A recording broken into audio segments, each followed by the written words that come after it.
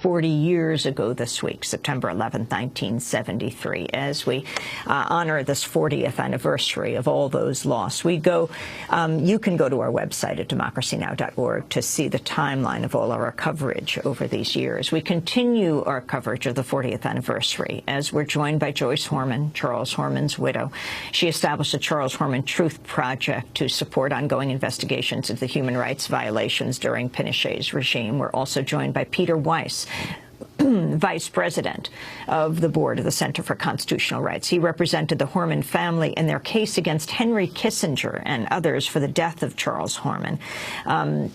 This afternoon and this evening, there will be a major gathering in New York City as people gather from around the world to honor those who died during these days 40 years ago at 583 Park Avenue. There'll be forum and discussion and panels that is run by the Charles Horman Truth Foundation. I want to read part of a declassified transcript of a conversation just one day before Charles Horman was seized between then-President Richard Nixon and his National Security Advisor, Henry Kissinger. When discussing the U.S. role in the Chilean coup, Kissinger said, quote, "The Chilean thing is getting consolidated." Nixon responded, "Well, we didn't, as you know. Our hand doesn't show on this one, though." Kissinger replied, "We didn't do it. I mean, we helped them, created the conditions as great as possible." And Nixon responded, "That is right."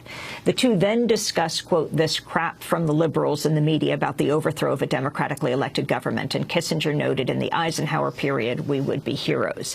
Now, that is taken from a declassified memo that was declassified for the National Security Archive.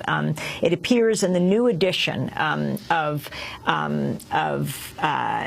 new book that has come out by Peter Kornblue on Pinochet and these years, and is also cited in Peter Kornblue's latest piece in The Nation magazine. Peter Weiss, the role of Henry Kissinger and Richard Nixon in the Allende coup. Well, they were responsible for the coup because they decided as soon as Salvador Allende, who was a socialist, became president of Chile, that he had to go.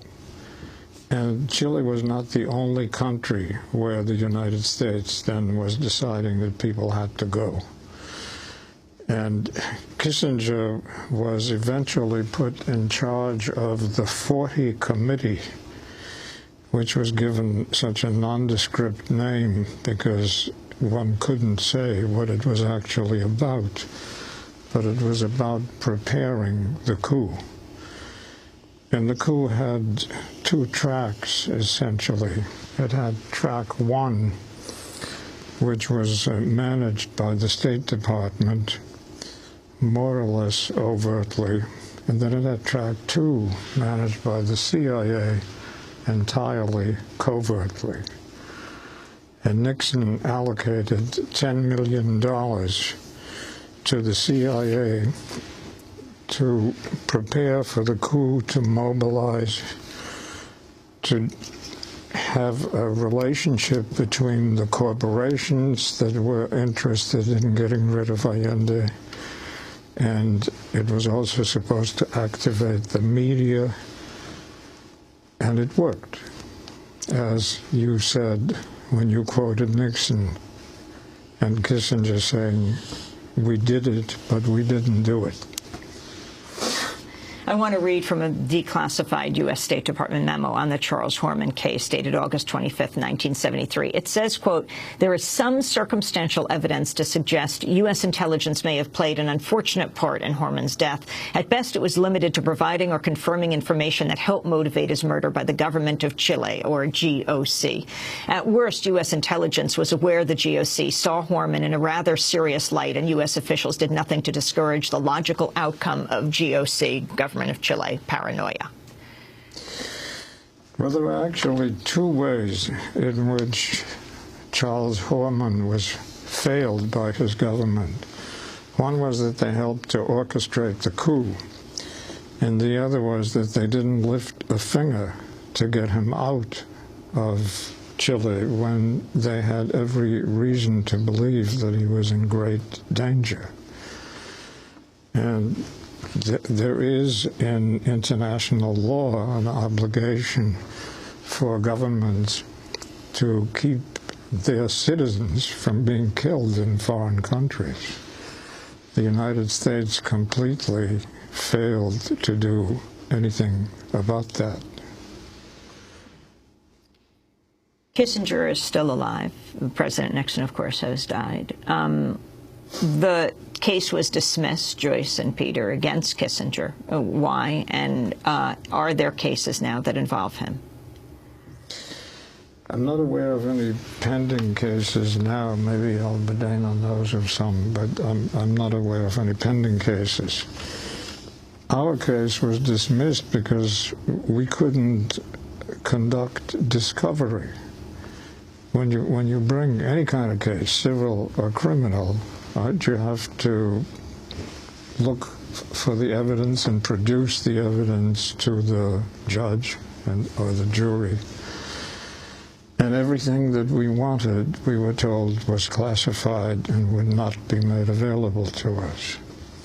So eventually the case had to be dismissed because we couldn't establish the causal relationship between Charles's death and what people like Ray Davis, whom Joyce mentioned, who was the head of the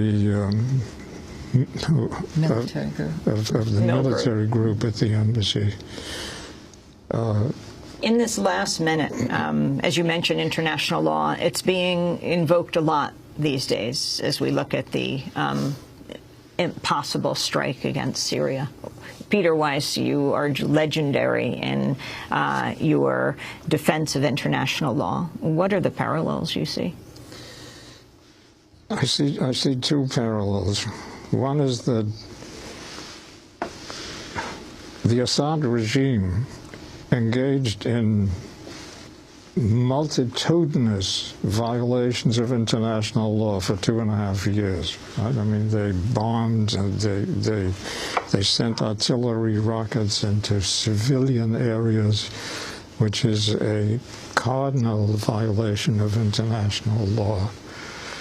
And nobody really mentioned the fact that these were international law violations. And then come the chemical weapons, and everybody is saying, oh my God, you know, now they've violated international law.